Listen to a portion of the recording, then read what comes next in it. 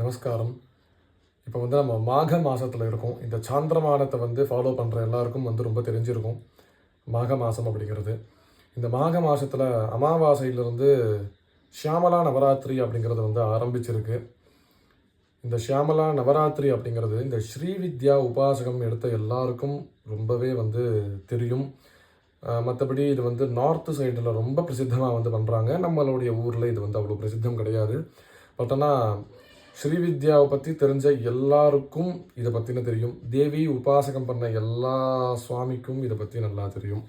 So இந்த ஷியாமலா நவராத்திரி அப்படிங்கிறது வந்து ஷியாமலா தேவி இந்த தசமகா வித்யாவில் ராஜ மாதங்கி அப்படின்னு ஒரு தேவி இருக்காப்புல. அந்த தேவியுடைய பிரதிநிதியான இன்னொரு பேர் தான் வந்து இந்த ஷியாமலா அப்படிங்கிறது. இந்த சரஸ்வதி ரூபமாக வந்து காட்சி கொடுப்பாப்புல. அவங்க வந்து கல்வி, கலை, அதுக்கப்புறமா வந்து நம்மளுடைய தைரியம், வீரியம், இது எல்லாமே வந்து புத்தி, கூர்மை, இது மாதிரியான விஷயங்கள் வந்து கொடுக்கக்கூடிய ஒரு தேவி. இது நம்ம பொதுவாக நம்மளுடைய தமிழ்நாட்டில் நம்ம வந்து எப்படி நவராத்திரியை வந்து கொண்டாடுவோமோ, பொதுவாக இந்த ஆகஸ்ட் மாதத்தில் அல்லது அதுக்கப்புறம் வரக்கூடிய நவராத்திரியை கொண்டாடுவோமோ, அந்த மாதிரி இந்த ஷியாமலா நவராத்திரியும் எல்லாரும் தெரிஞ்சுக்கணும் அப்படின்றதுனால இந்த ஒரு பதிவு ரொம்ப பிரசித்தம். ஸ்ரீவித்யா உபாசகம் பண்ண எல்லாருக்கும் இது தெரியும். ஸோ அவசியம் அவங்க எல்லாருமே பண்ண தான் போகிறாங்க. தெரியாதவங்களுக்கு இந்த பதிவு.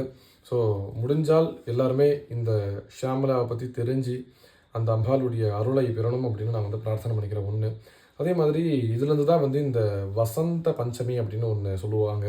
கரெக்டாக அமாவாசையிலேருந்து 5வது நாள் பஞ்சமி, அடுத்தது வந்து ரத சப்தமி 7வது நாள் சூரியனுக்கு வந்து பூஜா ஆராதனை பண்ணுறது, சூரியன் பிறந்த நாளாக.